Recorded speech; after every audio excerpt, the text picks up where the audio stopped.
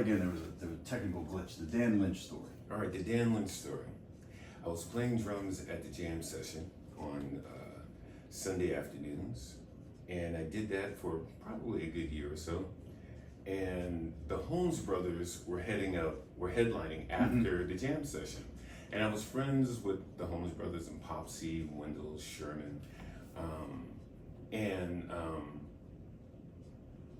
I wanted, I was subbing, I'm getting timelines mixed up a little bit here.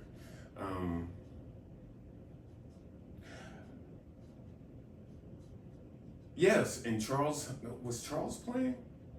You know Charles Honeyboy Otis? Otis? No, I don't know that name. Edwards, I remember. Honeyboy Edwards, but not Otis. I got a Honeyboy Edwards story too. Anyway, I wanted to play with the Holmes brothers, but they already had a drummer. So the only way for me to get on with the Holmes brothers, or even sub for Sherman when Sherman was late coming from home, was for me to decide to play another instrument. Holmes brothers were serious. Tell me. Fucking, they were kind of those scary band leader guys. I remember them. It was like, this is a real competition here, gentlemen. I remember those guys. They were the best. They were killers. They were great players. First time when I finally formed my first band, I used every trick that they used in their band, except I didn't play guitar. You know, I had to have a ringer for that, but that's another story. Fair enough. And so I decided to play bass, and so I went down to St. Martin's Music Exchange, got a bass, and played bass in my room for a year before I would even attempt to get on stage. You know, with Popsy, Deep Pocket Popsy. It is a difference, a generational difference. It is. For people who are, you know, with all due respect to the younger generation, sometimes people get on that stage a little too early. They're not ready. They're not ready. They're not groomed. They haven't learned anything. They really haven't. It's like, you haven't learned how to entertain. It takes time. You know, you learn how to shake your ass and dress pretty and everything like that, but you haven't really learned the guts of what these people are doing. So you took a year. You learned how to play the bass guitar in a year. And in that year, I was in Johnny Allen's band, and Johnny Allen, on an audition, taught me how to tune my bass, which was crazy. And so I played with him for a year, and then I got my chance to get on stage with the Holmes brothers. Mm-hmm. And because Sherman didn't show up, and so they asked me to fill in on the bass, and that was the beginning. That was pretty much the beginning of the bass thing. And then I got into a band called many careers. Then I got into a band called Joey Miserable and the Worms. Blues band or no? I would call them a punk, funk, swing band. Oh Christ! Let's hear about Joey Miserable and the Worms. Oh my God! Really? Joey Miserable. Punk, swing, what? Yeah. Punk, funk, swing? Punk is like, Simon Chartier is a great player, great guitar player, great singer. John O'Manson was also on guitar. Milo, at the time, it eventually was Milo Z on the drums, and me. And, we had horns, we had Holly Farris. I forget one guy's name. Holly Farris, the trumpet player, the horn section leader from James Brown's band was in it for a while. I really wasn't prepared to even tell this story, but fire away. And I played with them for 7 years. Well, you went from, in New York City, you went from you played bass for a year, you got your chops under you, and then you ended up with James Brown's horn arranger in a band. Jesus Christ, that's. Did you stare at your shoes and hope for the best? No, but I feel the need to start this all over again. It's your show. Okay, let me start over again. I didn't expect Joey Miserable and the Worms to come up. There's a long story there. Let me just go back to. You drive the bus, my friend. Yeah, let's save Joey Miserable. Save Joey Miserable for another time. Okay.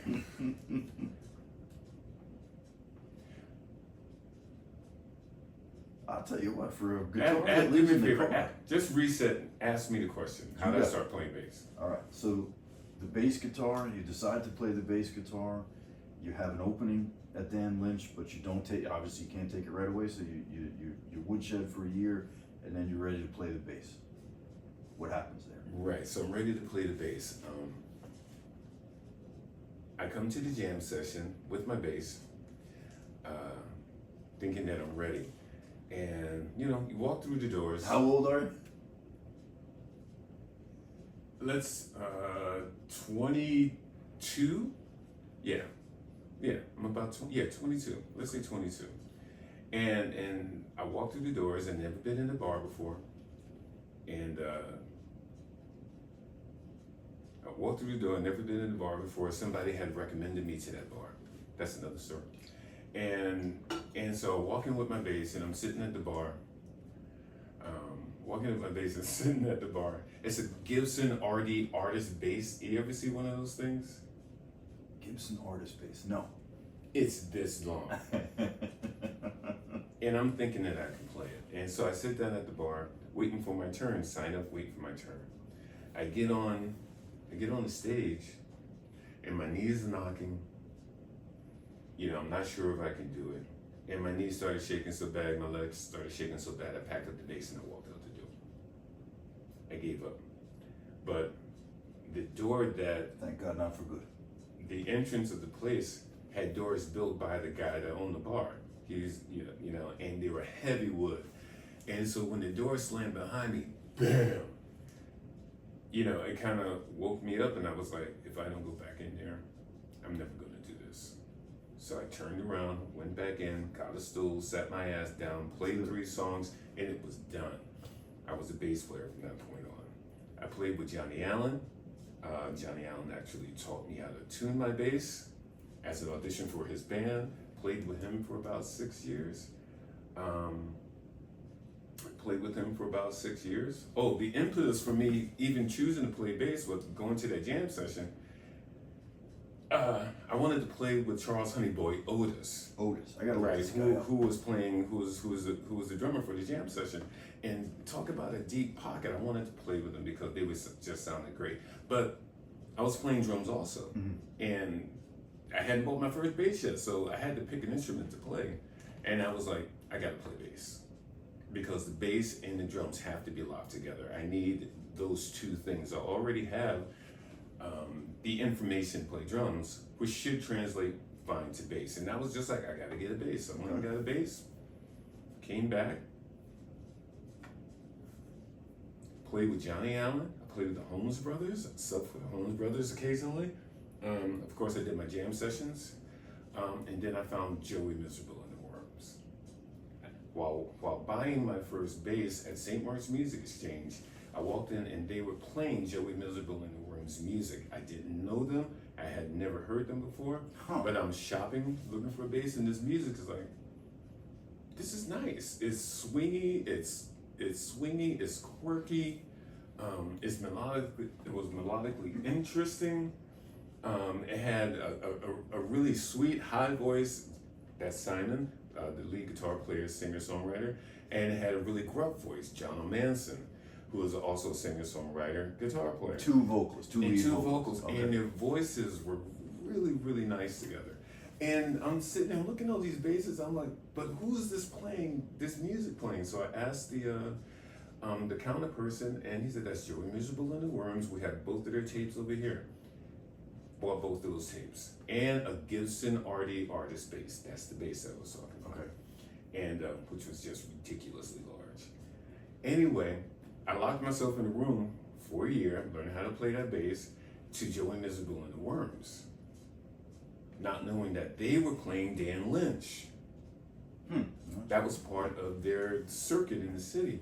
And I walked in one day, and there's Joey Miserable and the Worms on stage. Okay. Never met them, never And you know seen every one of these songs back to I front knew to back. every one of the songs cold. You knew the mistakes. I walked in dancing and singing to them. And Simon Chartier's wife was sitting at the bar. And when I walked in, starting to sing, and nobody knew who the hell I was, you know, she got up and danced with me. You know, she got up and danced with me, and it was one of those once in a lifetime kind of kismet, right place, right time things. And then Simon started coming to the jam session. The one of the co-lead singers started coming to the jam session. I played with him for a year in his band. I guess that was the Simon Chartier Trio. And I played with him in his band, which groomed me for the Worms. And they were thinking of letting the bass player go, and I came in auditioned for them, and the next thing I know, I'm in the band. Because you earned your way in the band. I think You get there. I tend to think I Forrest Gump my way into it, but that's what's meant to be is meant to be. What's meant to be is meant to be. I you know, and I worked with them for 7 years, and it just so happens that November 1st of this year we're having a reunion, the first reunion we've had since we've broken up. Which will be how many years? We're talking about 38 years. Where's the reunion gonna happen? I want to be there for Joey. It's going to be at the Cutting Room. Sweet. Yeah, it's going to be at the Cutting Room. 38 years later. You are a humble man, Jerry. This is when I listen to that story, this is what I hear. None of that shit would have happened unless you spent that year alone with that bass. Thank you. And that's the way. That's the way it works. That is, you know, you do this for. Both of us run around. We get questions all the time. Is there a hack on the guitar, quote unquote? Is there a hack? What's the trick? What's the trick? Ain't no the trick trick. is to sit in your room and practice the damn thing. Ain't no trick. There's no trick. Ain't no hack for this, y'all. No. Sure. And you that story proves it. You were a young man. You wanted something, and you did what people younger, old, doesn't make a difference. You made a decision, and you moved towards a goal. I followed this. Yeah. I followed this, and it's gotten me into some trouble, admittedly, following this all the time. But I don't know. I don't know any other way to do it. You know, I don't know any other way to do it. I gotta follow my heart. I gotta be happy. I gotta take chances. I gotta do things that may not be popular with a lot of people, but you know, it's not about them. It's about me. You know, about me being comfortable with me and my skin. You know, and when you are comfortable, and I know a thing or two about not being comfortable in my skin. I spent a long time here, my friend. When you are comfortable, it's amazing what can happen. Yeah. And you've been doing that for a long time. God bless it. Yeah. God bless the decision to two decisions that day. Not saying, first of all, not making a common mistake of youth is, I got this. If you haven't played the bass, you played for a month, you don't got this. You're not going to get on stage with the Holmes Brothers and play. Nope. Not well. And you understood that. And then the second thing is, you admitted, and so much of getting older is being able to admit this and understand it. You admitted that you got uncomfortable, and you admitted that you wanted to quit, and you admitted that you did quit, and then you changed it and got on the other side of the door, the right side of the door after you left, and all of that shit, your life would have unfolded in a different way for sure, but your musical life was, shaped by a couple of decisions on that day, and that was it, or at least the immediate one. So it brings you to the bass now. When we met in New Orleans quite a couple years later, again, it's amazing how the two of us can time travel, stay 23 years old the whole fucking time. But when we meet a couple decades later in New Orleans, you and I, there is no bass in your hand. We meet each other. You have a guitar in your hand. Mm-hmm. What was the? And you're a songwriter, and you're playing solo guitar. You're playing solo guitar. What got you there? Clearly, as a songwriter, if you're a bass player and a songwriter, playing solo bass is just, there's not enough. I have done that though. And I did that at Terror Blues quite a few times. Oh, okay. Just playing the bass and singing, because there's once again Terror Blues. That's another one. It's like the brain is a funny thing. Even though you're just playing bass, your brain fills in. If you're really into music and you listen to a lot of music, your brain fills in the rest. It fills in the harmonies. It fills in the chords. It's, especially if you're playing a song that's like a contemporary hit, or that had been a contemporary hit that is already ingrained in people's heads. Mm-hmm. They overlay that over the simplicity of what you're doing on a single instrument. You know, it's there. It's muscle memory. Fair enough. You know, yeah, they fill that stuff in. But I wasn't really comfortable doing that. I thought my repertoire was fairly limited when I was doing that. And is that what brought you to the guitar? I gotta widen this out a little bit. well, I'd been dabbling in the guitar, but I didn't bring it out into the public. And when I decided to do it, I was working at Terror Blues and I was working at the Red Lion. I had a residency at both places. And so I asked if I could, do a solo. I asked Elon, who owned Terror Blues and booked Terror Blues, if he thought that I could not play bass and I'll play guitar instead. And he said, yeah, okay. Why not? I got the 3 chords under my hands. And so I get on stage. It's only 12 notes. How hard could it possibly be? I get on stage. Infinitely hard. I know. Yeah, that's the answer. That's true. I get on stage, one of the first performances, and I'm tuning up, and the manager at the time, whose name I will not mention, really, walks over to me and he goes, "You know you're a bass player, right?" And I'm tuning up my guitar. Guitar's in my hand. I'm in the chair. Microphone's in front of me. Fair enough. And I looked at him and I said, "I am what I am when I'm doing what I'm doing. Today, I'm playing guitar. Thank you very much." And if you don't use that in a song, I'm gonna steal it, my friend. I am what I am when I'm doing what I'm doing. Yeah. No shit. Yes, There you go. And truer words. And I just kept on, and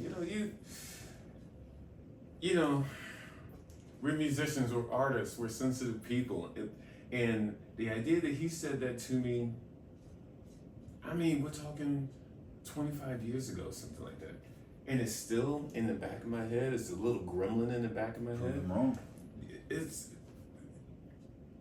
But at the same time, it pushes me forward, because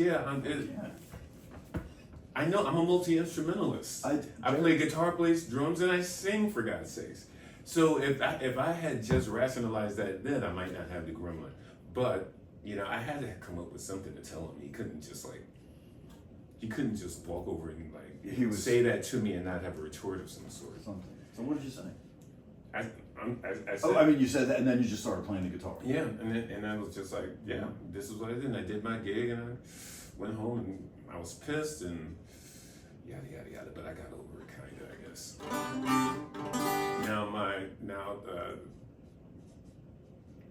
Well, that's the answer to that question. The bass thing makes a lot of sense now. Now, seeing you play the guitar, when we were sitting downstairs, we were sitting with my dog Cindy downstairs before coming up into where the microphones are, and we were talking a little bit about like guitar and the song and where fancy guitar parts, solos come into play, and you very admittedly, and one of the things when you see Jerry, and I strongly suggest everybody that's listening to this, go on Spotify. If you're in New Orleans, go find him, and if you're on Spotify, go find him. And you're going to hear somebody in a player who has an approach to the guitar that is very song oriented. You're not going to hear in Jerry Duggar. You are not going to hear somebody who makes the presumption that they're being paid by the note. You're not going to hear flourishes of thousands of notes come flying out. Nope. You're going to hear very succinct, very well chosen guitar parts that support the song that he's singing, which in my humble opinion, that's the highest level of musicianship. Anybody can push buttons on any one of these things. It's another thing entirely to tell a story. And I also have to shout out a friend of mine who passed away recently. His name is Mr. Bill Sims Jr. And I credit Bill for being a great friend, number one. He always kind of took me where he was going so people could see me do what I do. Mm-hmm. He was shepherding me. And Bill's was a guitar player? As a guitar player and as a singer. Okay. Bill's a guitar player, okay, and he's a vocalist. And And I had a festival, but I was okay, let me stop. I got an opportunity to go to Italy, in Ferrara, Italy, to do the world's largest buskers festival. Okay. And I had a friend, Mr. Chris Blandon, and we decided to go do this together. And it was a little tour of buskers festivals that ended up in Ferrara. And I got nervous about it because I'm playing guitar. I'm only playing guitar, a nice little Gibson archtop that I still have. And I asked Bill on the phone before video conferencing and everything if he could get me prepped to go play my simple blues. You know, okay. Give me the 4 chords that I need. Give me the pattern that I need to get through this tour. And over the phone, me and Bill sat for hours, and he taught me.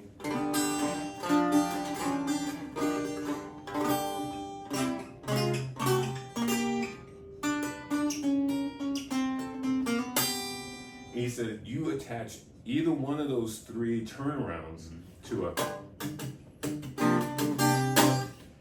You've got blues. You've got every blues song you pretty much need. Just it's where you put the inflections, it's where you put the lyrics that makes everything different.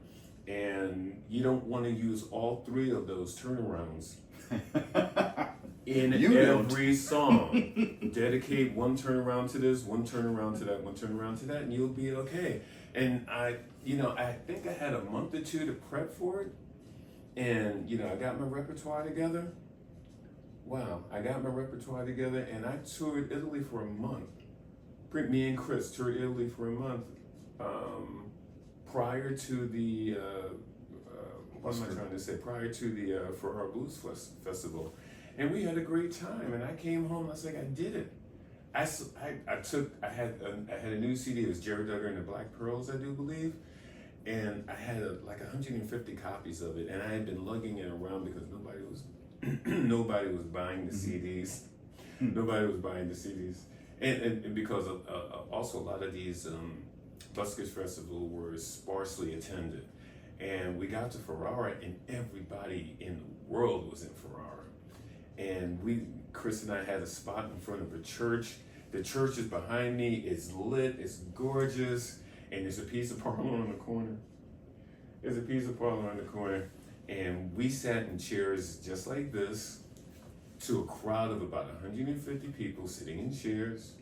I had 150 CDs. I had a friend selling CDs for me. Had 150 CDs, right? And we start playing. The line for the CDs. No shocker there, sir. Bam. Sold 100 CDs on one show. And I was just like, and that was it. I was like, holy crap. And me and Chris, the hooks were in. And of course, me and Chris ran around the, I guess the compound, I guess you would call it, of the fairgrounds or the festival grounds, and we just had a great time. Drinking wine, you had more playing than with enough random money. strangers, and eating great Italian food. That was awesome. Shout out to Chris. Hey Chris, how you doing, man? Well done, Chris. Oh, where were we? I digress. I'm sorry. Where did the guitar come into play? And then I have my little list here was key people, and you definitely talked about the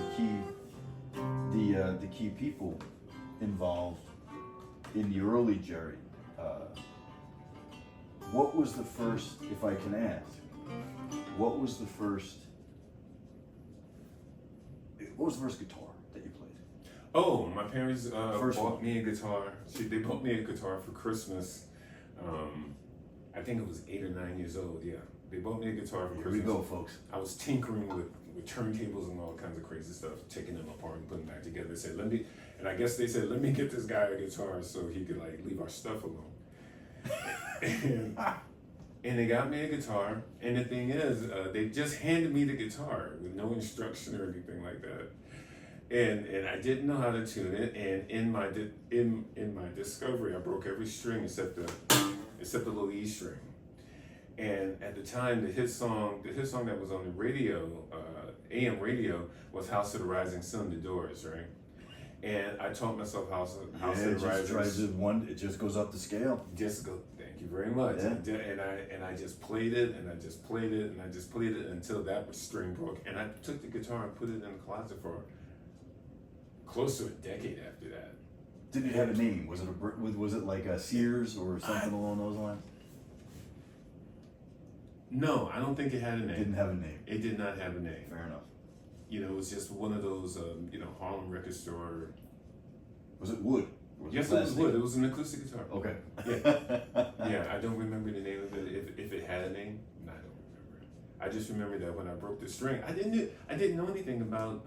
I knew about music stores, record stores. I didn't know about music stores, and so neither did my parents. My parents didn't know about music stores that you could go and buy strings and stuff like that. So, I thought it was just done. So okay, in the closet it goes. And when we moved from Harlem to Jamaica, Queens, the guitar went with me. And by that time, I was in high school. I was 2 years in high school. Mm-hmm. And on the grounds of the housing development, there was a fountain, and around the fountain, all the teenagers hung out. Mm-hmm. And there was a gentleman named Robert Petrov. Now, you might not remember me, Robert. If you ever see this, I'm Jerry Duggar. I'm the kid that was always around you.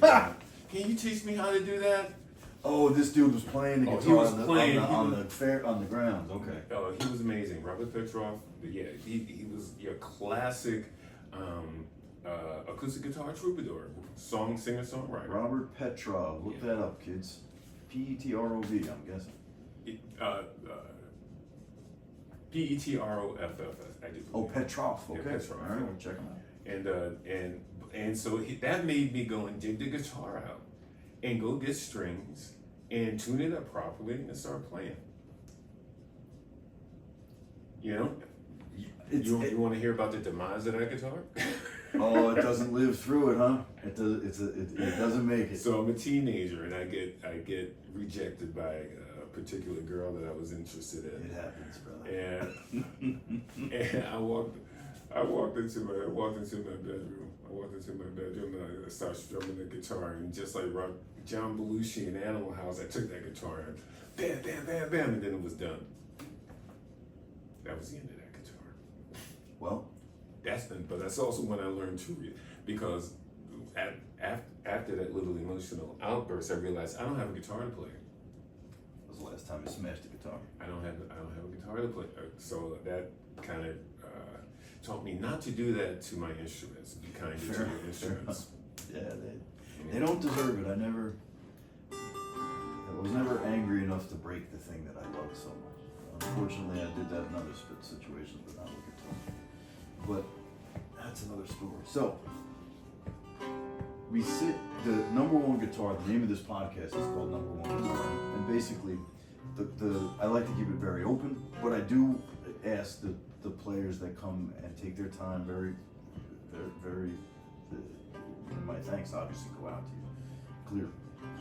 I ask the guys and the girls to come and sit down. If you're gonna come, bring the one guitar Desert Island guitar, the one that goes with you, and you bring this guitar. Now, it is sometimes true, sometimes not true, that a player will have their absolute most favorite instrument, the one that speaks them the best, is the one that they play every day.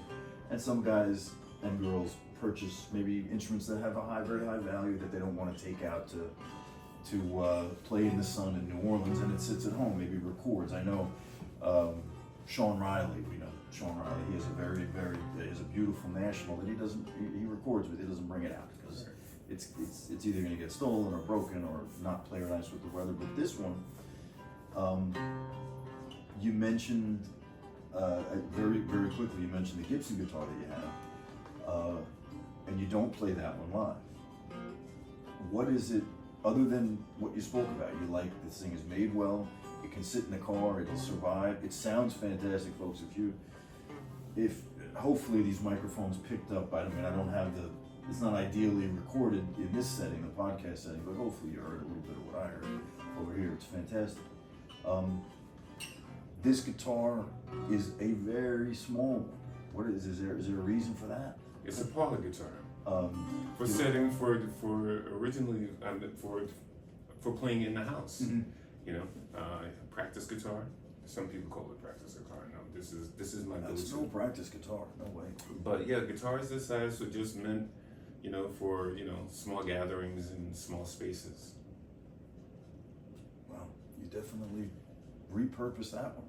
Well, plus you put a pickup on a guitar. Its size it doesn't really make much of a difference. You plug it in, it's going to be you reach anybody at that point. True that. It doesn't have to be a big guitar. That's why I needed it. I needed some amplification because I was going into clubs and my bass sensibilities make me play through a bass amplifier because I want as much bass on it as possible. I'm with you on that. You know. I'm with you on that. The most guitars amplified, I can't stand the way they sound. They sound shrill and Thank you. And like pinpricks. The bass, I'm glad you said that because your playing of the bass and your very measured approach to how you back these songs up. It definitely, the fact that you say you play bass first makes an awful lot of sense. There's a fundamental in each of them. You're very clearly established where you're going with the songs, and you bring the listener away from home, and you bring them back home, and you sing the chorus, and everybody knows where you are. That's largely to do with the sensibilities of the musicianship. It's very little rambling in what I do. No, and it's brilliant. Now, we talked about the personal influences, the guys at the Fountain and the Holmes. They got the desire to go with the Holmes brothers, the more established guys. What about the really established guys? Who are the famous players that grabbed you early, or maybe not so famous, but who are the guys that you say? Let's say two. These are the two guys that you really. If I say, Jerry, who do you think you sound like? What do you come back with? Who are the guys that slip in there more than anybody else? I don't think you sound like anybody else. You sound like Jerry Duggar, but every player is going to have some. You don't sound like Joey Ramone, obviously. Every player is going to have some sort of influence from somewhere. So Jimmy Reed is one of them. Jimmy Reed. Oh. Jimmy Reed is the one. He's the one. He's the one. Second in line is Kebmo, Muddy Waters. Yeah, I think that's my Jimmy Reed, Kebmo, and Muddy Waters. Those, I guess, are my big three. Because okay, Jimmy Reed because of the simplicity, the genius in his simplicity. Kebmo because of his songwriting, and he's a great guitar player. He's a hell of a guitar player. I'm not nearly as articulate as he. I'm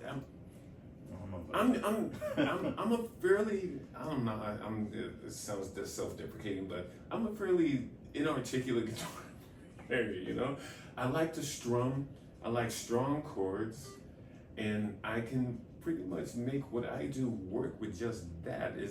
There a frill or two, but, I'm not a solo guy, I'm not a finger picker, and James Taylor, by the way, I'm sorry.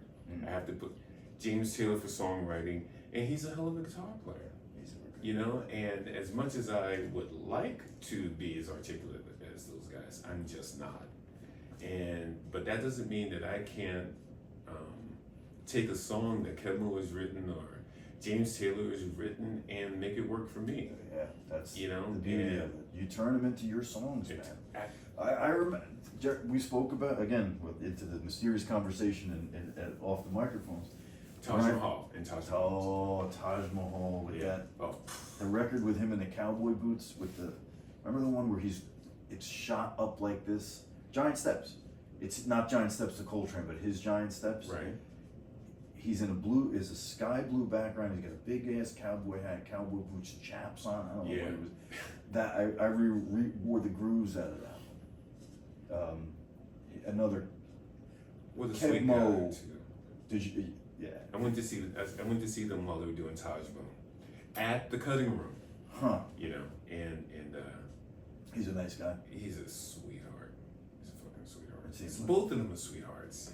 Kebmo has more than a small amount of influence from Taj Mahal. Clearly. Oh, absolutely. He's his mentor. Clearly. Yeah.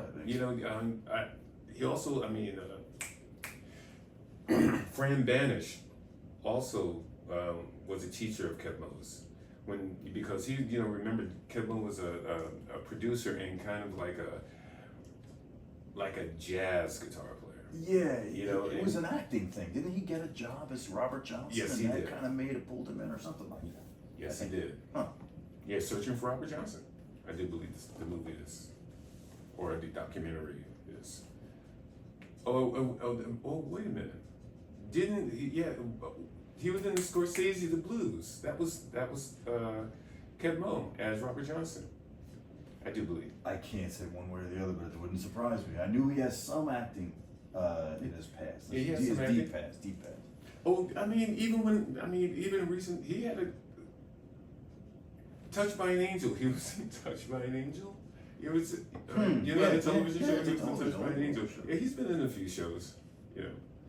He's a great player, and I can attest to meeting Kev Moe on a couple occasions. Ultra nice guy, ultra nice guy. Both of us have an affinity for old Stella guitars that don't work anymore. You can't stay away from them, man. I've had my share of those, I get them, I polish them, I polish the frets, and I'll buff it out and stuff like that. But it won't stay in tune. It won't stay in tune, so I let them go. So you got to go with the Gretch, the Gene Ricky. All right, so when I did these, this is the third episode, and some of the criticisms that I got early on, constructive criticisms, like, Chris, you got to ask more guitar questions. It's a guitar podcast. Mm-hmm. So you play this thing all week long, multiple gigs a week, 5-6 gigs a week, maybe more. Yeah, around 4. 4. Give us the details on the logistics of it. What kind of strings do you like? Do you like what size of the string? I'll go string, capo, picks, that kind of stuff, just to give people an idea of how you're setting the thing up. Fender, medium, white pearl picks. All right. Always the same. Always the same. Okay. Earthwood, medium light guitar strings. I believe they're 11s. Yeah.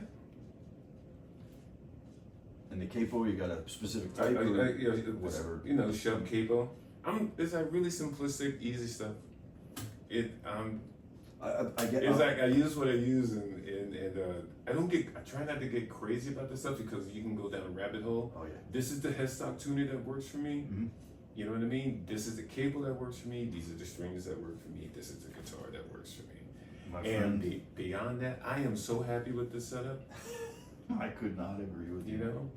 Yeah. And not to mention the fact, look at this guitar. It looks great. It looks great. It's on it just looks great. Not only credit to Gretch, if this thing's living in your car, either you don't really want to do it never lives in the car. Never lives in the car. But there's not a scratch. I mean, the finish is extremely well applied. It's not scratched up. And the neck is solid. It's not separating. And I just have to. What am I trying to say? I think that's probably it's the glue, because this isn't a 1967 Gibson that's glued with hide glue that will release in 90-degree heat. This is crazy glue. Pretty much, yeah. Really strong crazy glue. It's not going anywhere. And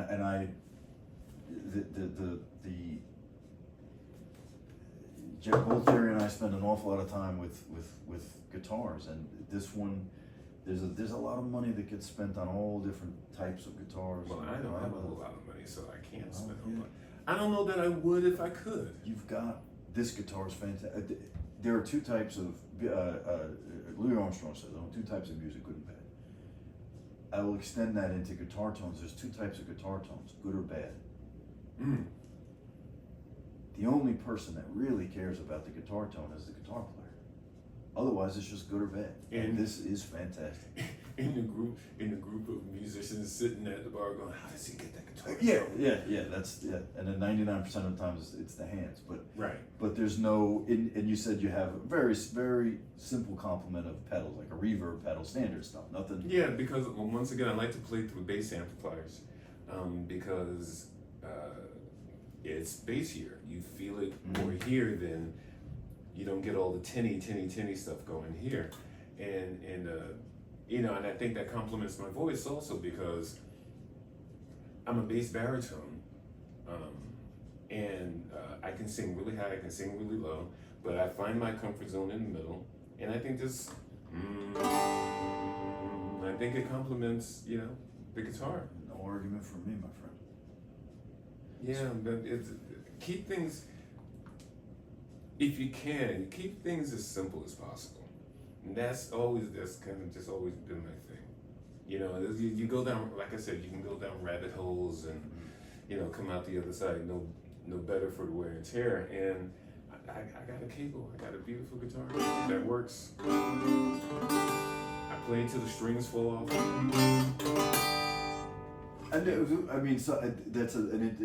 For maybe the non-gigging guitarists that are listening. Yeah, What's the non-gigging deal with guitarists and two, don't go down the rabbit hole, man. No, It's I like agree. sit in the guitar store, find a guitar that you can afford, that fits your hands, that makes you comfortable. Use that guitar. Don't worry about everything else. Use what fits your body, what sits well on your, where you can lock your elbow in here, because a lot of playing is about consistency. This is where the middle of the guitar right here is where the most body comes from. Oh, I should do this in E actually. I think you hear it better. Please. Huge difference. Right? Huge difference in it than this. Than this. Oh, excuse me. You got this tone, you got this tone, and you got this tone. For the people not watching, for the very kind people not watching on the podcast, he's attacking the strings in different areas of the neck. Some up close to the headstock, some down by the bridge of the guitar. Right, this is closer to the headstock. This is right above the sound hole at the base of the neck. And this is bridge. That's about all the pedals you need, my friend. It's true. It's like it ain't so much about the pedal, it's about what's in your hands and what's in your ears. So how you get the dynamics that you want. Because once again, I'm gonna say this probably for the 100th time. I am not a learned guitar player. I do not read music. I can follow a cheat sheet, I can write a cheat sheet, but if you put notation in front of me, it's like ants crawling on a page. Yeah, very few guitar players can pull that. And if you've hired me to be in your band, and you haven't hired me in a while, I get that. I understand that because I don't learn other people's music very easily. I have to be sitting with the recording literally for hours a day to learn, let's say, 10 songs for a gig.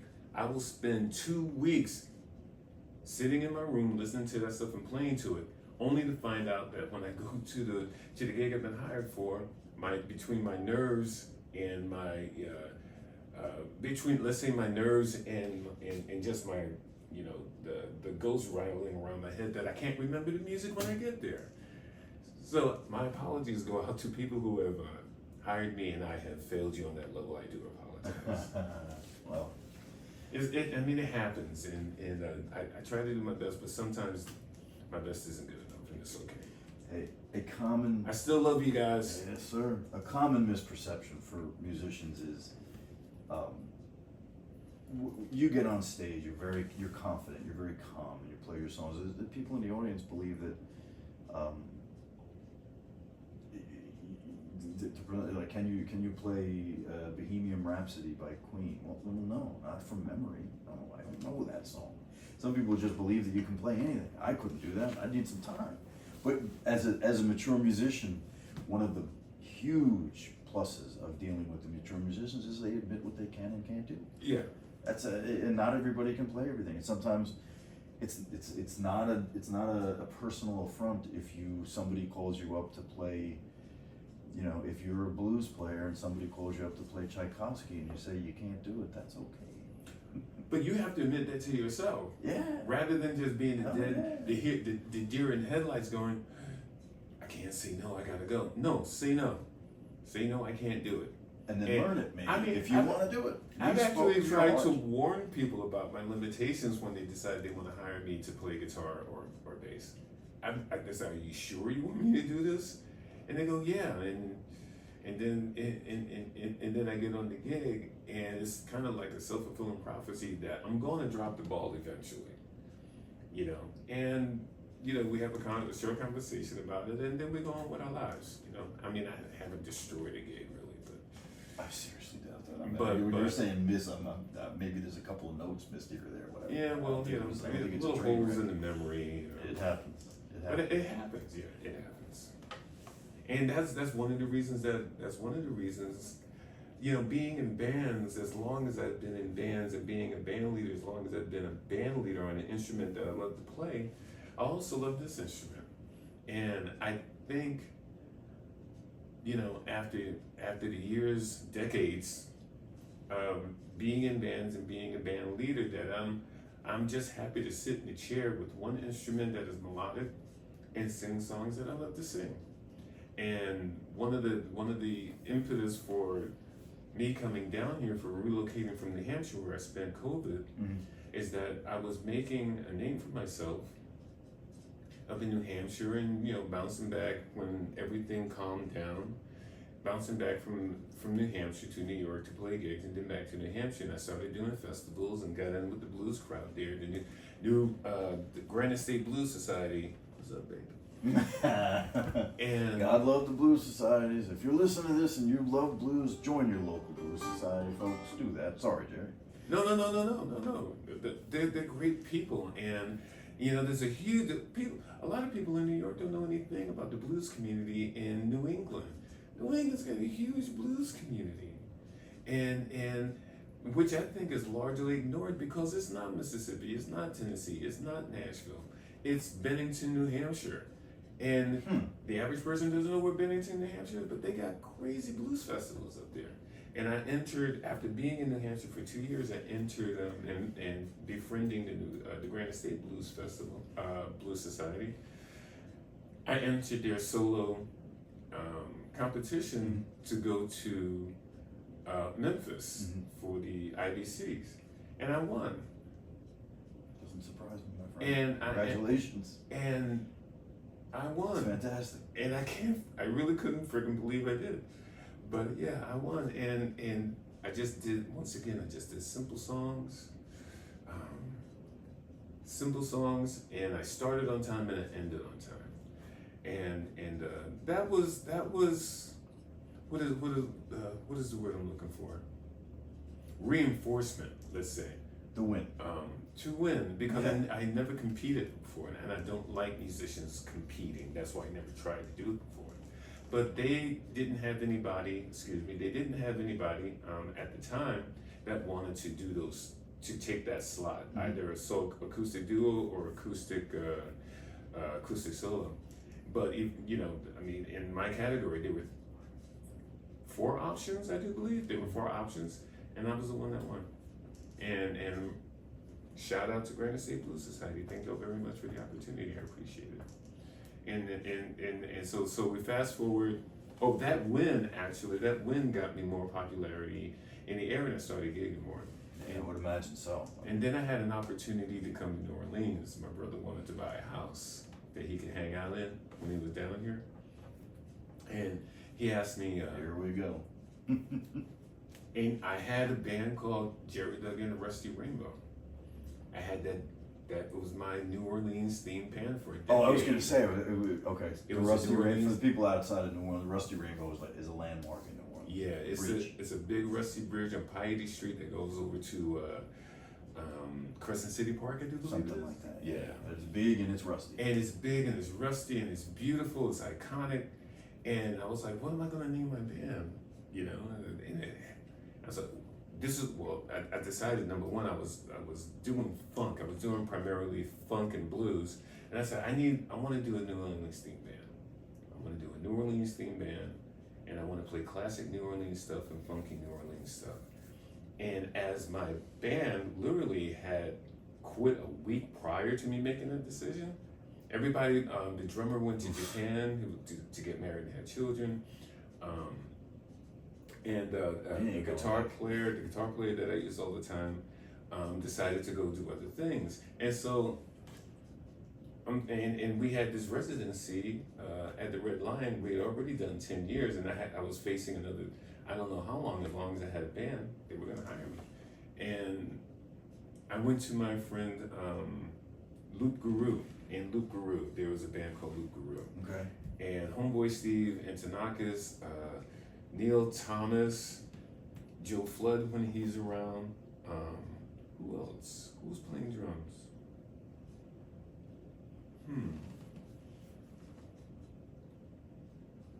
I can't tell you who was playing. Oh, no, I can't tell you who was playing drums. I don't remember.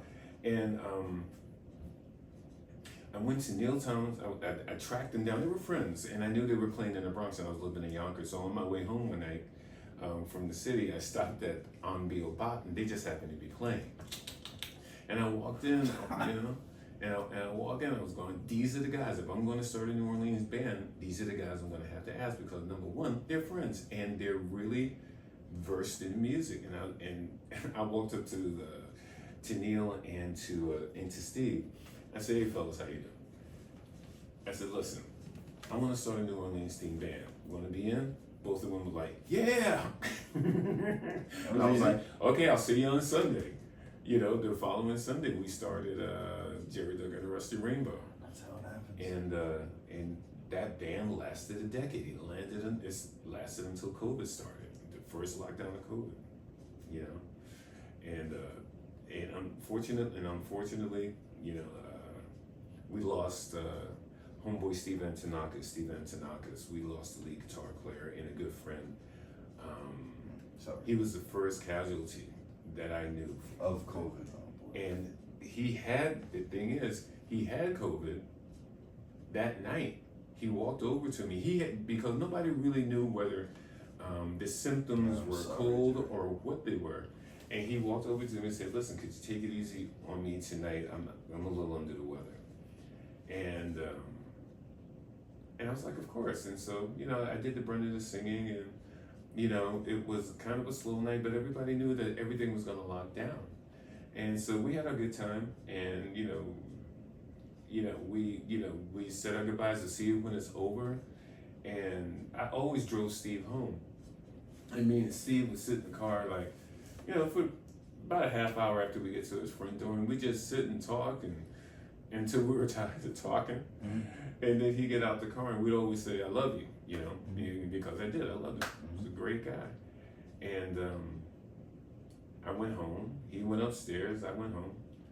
And about 3 days later, he calls me. He tells me he's not feeling very well. He's really not feeling very well. And the criteria for him getting help at the emergency room was that he had to be in literally the throes of death to get into the hospital. And they turned him home, and that's where he passed away. He literally a week after the start of lockdown, he was gone. And my new record is dedicated to him. Because Neil Thomas and Joe Flood, like I said, we're all friends, and we love Steve, with all our hearts, and we just decided to dedicate that record to him. Well done. And the first of all, I'm sorry. It's a tough one. It was, and it was tough. It was strange. I lost my mother to COVID also. It's like she was in a nursing home about a mile away from where I lived, and I went to visit her one day, and I couldn't get in. And they weren't letting visitors in at all. Period.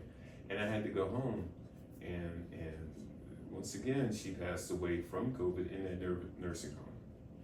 I'm sorry. So, lost a lot of people. So you mentioned it's terrible. I hate it.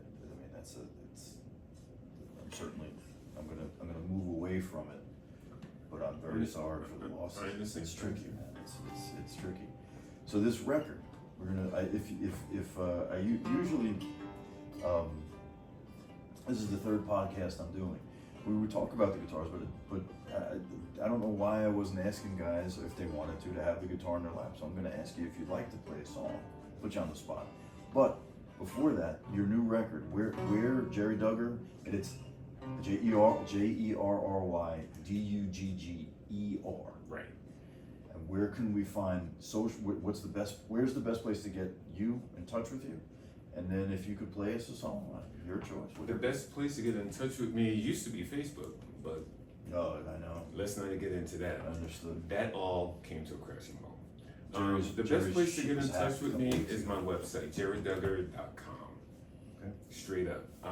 It's on every digital platform you can imagine. The title of the album is Tell Your Story. No, I'm sorry.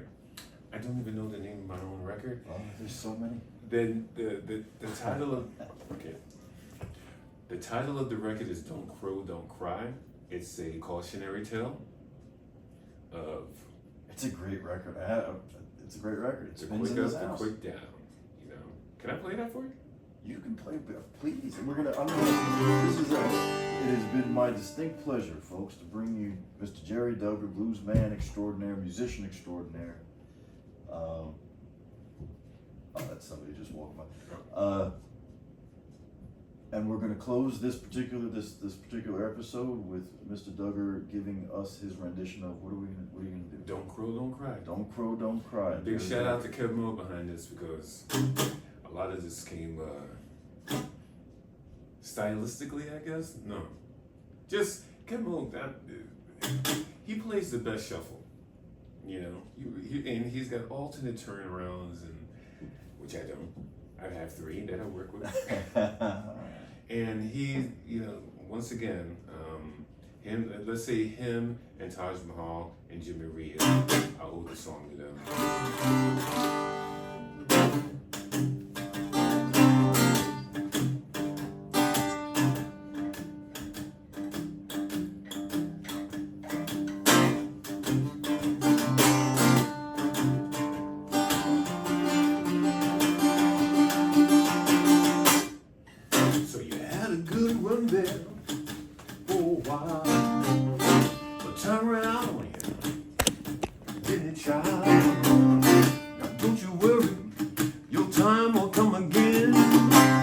Sometimes you lose, sometimes you win. Now when you win, don't crow.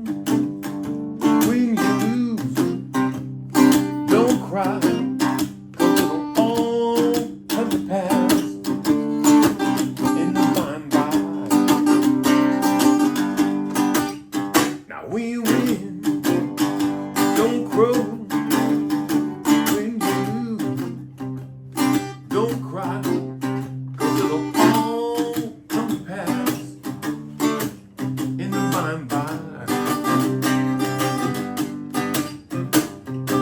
So you had a fast car and a pretty girl. Everyone thought you were man of the world. Now the girl is gone, and so is the car, and nobody knows who the hell you are. Now when you win, don't crow. When you lose, don't cry.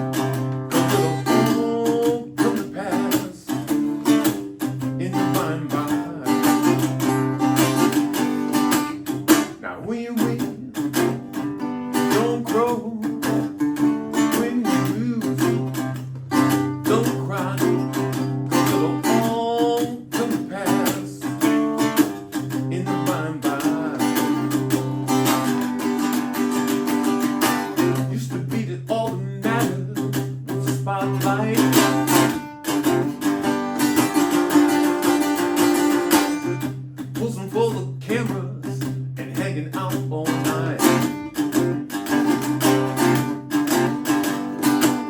Glad I know now what I didn't know then.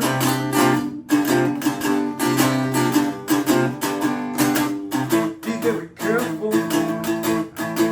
when you choose your friends. When you win, don't crow. When you lose, don't cry.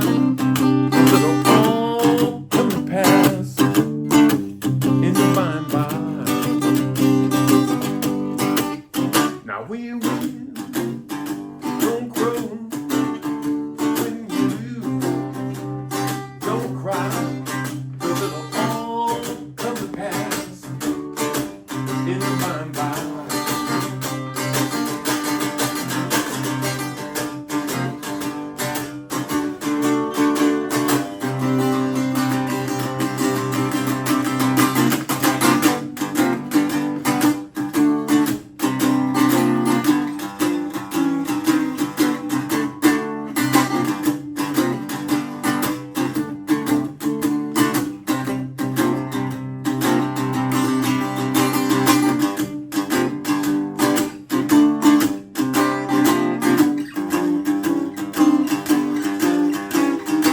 Used to be that all that mattered was the spotlight.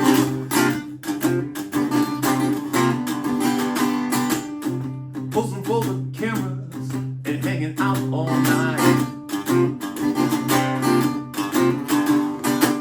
Glad I know now what I didn't know then.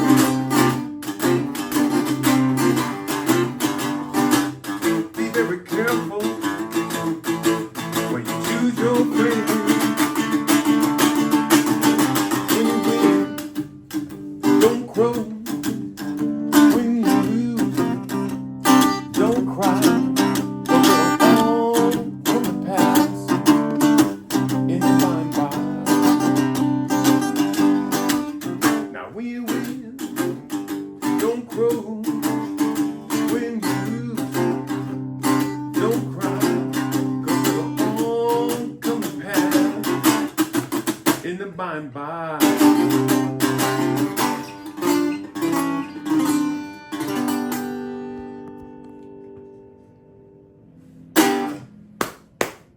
Jerry Duggar, ladies and gentlemen. Brilliant, my friend. Thank you. All right, ladies and gentlemen, that concludes Number One Guitar episode 3 with my good friend Mr. Jerry Duggar. Thank you for making Thank the you time for the today, my invite, friend. I appreciate it, man. Thank you for the time. Thank you for your time and Woo! for the music. And I don't do this often, but I'm really happy.